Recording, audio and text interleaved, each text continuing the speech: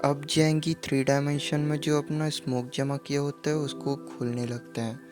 And देखते ही देखते उसके मालिक और उसके बॉडीगार्ड को नींद आने लगती है। जिसके बाद हम देख पाते कि जेंगी एक नाइफ की मदद से अपने हाथों को छुड़वा चुका होता है। एंड वो खड़ा होकर बोलता है कि हाँ, कोई मुझ पे हंस रहा था, अब तुम्हारी बारी। एंड जेंगी उन दोनों को बांध देता है। जिसके बाद जेंगी उस विला की शहर पे निकल जाता है। एंड वहाँ वो देख पाते कि इतना बड़ा हॉल रहता है कि जेंगी ने कभी ज़िंदगी में भी नहीं देखा होता है। वहाँ 100 से भी ज़्यादा रूम रहते हैं और सभी में एकदम महंगा फर्नीचर, यहाँ तक कि वहाँ एक फार्मिंग भी रहता है, अंडरग्राउंड फार्मिंग। जिसके बाद हम देख पाते कि जेंगी वहाँ ऊपर फ्लोर पे जाता है एंड देखता है कि वहाँ काफ़ी ज़्यादा रूम है, मतलब कि 100 से भी ज़्यादा। एंड वहाँ काफ़ी सारी न्यूड्स गर्ल्स भी पड़ी हुई हैं। एंड वो बेडरूम में देखता है तो वहाँ काफ़ी लड़कियाँ पड़ी होती है जिसको जेंगी कभी सोच भी नहीं पाता।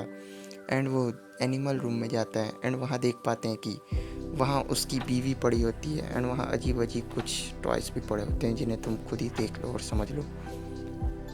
एंड वहाँ वो देखता है कि उसकी बीवी भी पड़ी होती है, वही जो नौकर उसके साथ आया होता है, और वो उससे मदद मांग रही होती है कि मस वो लड़की उसके पाँव पकड़ने लगती है जेंगी की कि प्लीज़ मुझे खाने को दे दो, मेरी मदद कर दो। एंड जेंगी उसे एक लात मार देता है और बोलता है कि मुझे छूना भी मत, मुझे तुम जैसी लड़कियों से घिन आती है, और मेरे पास आने की कोशिश की तो जान से चली जाओगी। एंड ये पार्ट यहीं पास एंड होता है। हम देख पाते हैं कि जेंगी उस टॉप सुपर रूम में पहुंच जाता है जहां की सुपर कंप्यूटर होता है। एंड जेंगी उसे देख के काफ़ी ज़्यादा एक्साइट हो जाता है। वो देखता है कि यहाँ से शेल्टर से लेके पूरे इंटरनेशनल कॉल तक अपन किसी से भी कनेक्ट हो सकते हैं, और साथ ही साथ 100 से भी ज़्यादा रूम का ये शेल्टर, बाप रे, इतना अमीर होना तो सही में वरदान से कम नहीं। एंड जेंगी उन दोनों आदमियों के मुंह में ठंडा पानी मारते हुए बोलता है कि चलो बच्चों, जागने का वक्त हो गया है। एंड वो अमीर आदमी शुंगहोंग वो देख के काफ़ी ज़्यादा हैरान हो जाते कि ये तुमने कैसे किया जेंगी। एंड जेंगी बोलता है कि अभी बंदी तुम हो, मैं नहीं, और चल जो जो मैं पूछ रहा हूँ वो बता। एंड जिसके बाद उसे गन पॉइंट में रख के पूछता है कि ये शेल्टर का पासवर्ड क्या है। एंड शुंगहोंग उससे बात करने की कोशिश करता है और बोलता है कि मुझे मत मारो, मैं तुम्हें सारी चीज़ें देने को तैयार हूँ। जेंगी बोलता है कि जैसे कि क्या। एंड शुंगहोंग बोलता है कि मैं तुम्हें अपार पैसा दूंगा, तुम्हें जितना पैसा चाहिए मैं तुम्हें उतना पैसा दूंगा। जेंगी बोलता है मजाक मत करो, यहाँ पैसे का क्या मोल, एंड मुझे पैसे की कोई ज़रूरत नहीं है, मुझे कुछ और चाहिए।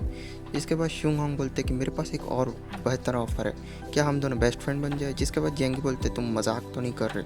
एंड शुंगहोंग बोलता है कि ऑफकोर्स अगर तुम मेरे बेस्ट फ्रेंड बन जाओगे तो हम इस सिटी पर राज करेंगे। एंड शुंगहोंग मनी मन सोच रहे होते कि इसे मैं मार दूंगा।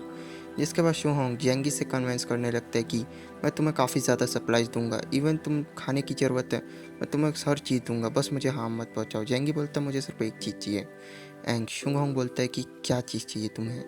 एंड जेंगी बोलता है कि तुम मुझे बस एक चीज़ बता दो, मैं तुम्हें जाने दे दूंगा। एंड जेंगी वहाँ पहुँच जाता है सुपर रूम में। एंड वहाँ वो टाइप करने लगता है शेल्टर का पासवर्ड। एंड जेंगी को जैसे ही शेल्टर का पासवर्ड पता चलता है और वो टाइप करता है और बोलता है कि ग्रेट, तुम तो काफ़ी अच्छे हो। और शुंगहोंग बोलता है कि अब मैं जाऊँ यहाँ से, मुझे नुकसान तो नहीं पहुँचाओगे। एंड जेंगी तुरंत ही नाइफ निकाल के शुंगहोंग का गर्दन काट देता है। एंड शुंगहोंग तड़पने लगता है और दर्द से चिल्ला।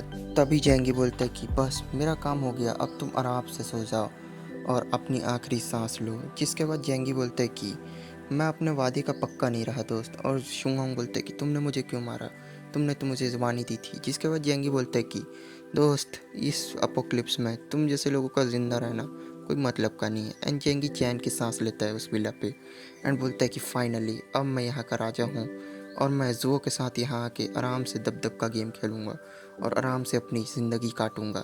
और यहाँ पास कई सारी दारू, देसी दारू एंड वाइन्स भी है, तो आराम से पी के जी सकता हूँ और आराम से लग्जरी से रहूँ। उसके बाद जेंगी एक महंगी वाली वाइन लेके आ जाता है और टीवी देखने लगता है। उसमें एक शो चल रहा होता है जिसमें एक हॉट एक्ट्रेस रहती है। जेंगी उसे देखता है और बोलता है कि ये सब क्या बकवास देखता था ये आदमी, सही में ठरकी था साला। एंड जेंगी टीवी ऑफ कर देता है।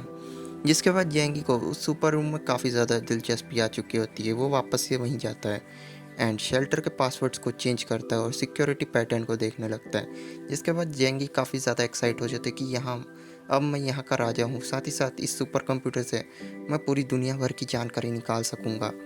एंड जिसके बाद जेंगी लग जाता है अपने काम में कि क्या कितने सारे म्यूटेंट्स हैं एंड कितना म्यूटिनाइजेशन हुआ है, और जेंगी को वहाँ काफ़ी लोगों की डिटेल्स मिलती है, जैसे कि किसी के पास आग की पावर है, किसी के पास हल्क जैसी पावर है, सुपर स्ट्रेंथ, कोई लंबा है, कोई छोटा है, कोई फ्लेक्सिबल है। एंड जेंगी बोलते हैं कि यहाँ तो मेरे से भी ज़्यादा म्यूटेंट्स हैं, अगर इनमें से कभी किसी ने फ्यूचर में अटैक किया तो मेरे लिए मुसीबत हो जाएगी। एंड जेंगी जुओ को वादा किए हुए अनुसार दोपहर को वापस जा रहा होता है। तभी जेंगी को पीछे से एक आवाज़ आती है कि रुकिए ज़रा। एंड जेंगी बंदूक निकाल के बोलता है कि कौन हो तुम। एंड वहाँ हम देख पाते हैं कि वही लेडी, मतलब कि वो एक हॉट सी लड़की रहती है। एंड जेंगी बोलते हैं क्या तुम यांगमी हो। एंड यहीं पास ये एपिसोड एंड होता है। यांगमी एक पॉपुलर स्टार रहती है, जो कि एक काफ़ी ज़्यादा पॉपुलर एक्ट्रेस रहती है एंड मॉडल। जिसके बाद यांगमी बोलती है कि क्या आप मेरी मदद करेंगे प्लीज़। जिसके बाद जेंगी बोलता है कि तुम पहले ये बताओ, क्या तुम वही पॉपुलर एक्ट्रेस यांगमी हो, और तुम्हारी लाइफ ऐसे कैसे हो गई, तुम्हें मुझसे मदद की क्या ज़रूरत, तुम तो ज़्यादा लग्जरियस में होगी ना मेरे से भी। जिसके बाद यांगमी बताती है कि अभी उसकी हालत कुछ ज़्यादा सही नहीं है, उसके पास खाने को भी अभी कुछ नहीं है, और वैलिड रीज़न है कि मेरे पास अभी खाने और मेरी कंडीशन काफ़ी ज़्यादा ख़राब है। क्या तुम प्लीज़ मुझे कुछ खाना या मुझे अपने साथ रहने के लिए प्रोवाइड कर सकते हो, बदले में तुम जो चाहोगे मैं वो करूँगी। एंड यांगमी जेंगी को किस करने जा रही होती है। अब इतनी हॉट एक्ट्रेस कोई आम आदमी को किस करे तो कैसे न शर्मा जाए। जेंगी भी अपना दिल हार बैठता है और यांगमी के ब्यूटी ट्रैप में फंस जाता है। जिसके बाद जेंगी उसे बोलता है कि ठीक है, मेरे साथ आओ। एंड हम देख पाते हैं कि जेंगी यांगमी को लेके वापस अपने वही लग्जूरियस शेल्टर में जा रहा होता है। एंड जेंगी सबसे पहले न्यू पासवर्ड सेट किया रहता है, तो उस पासवर्ड को डालता है एंड शेल्टर का दरवाज़ा ओपन हो जाता है। एंड जेंगी पूछती है कि ये शेल्टर तो पहले किसी शूहोंग का था। जेंगी बोलता है कि मैंने उसे मार दिया।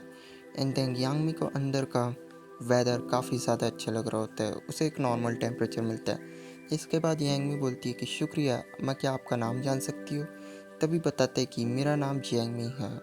एंड वो बोलता है कि तुम्हें ऐसी क्या नौबत आ गई तो तुम्हें मेरी मदद चाहिए, और ऐसा मेरे साथ करने के लिए तुम कैसे रेडी हो गई। जिसके बाद यांगमी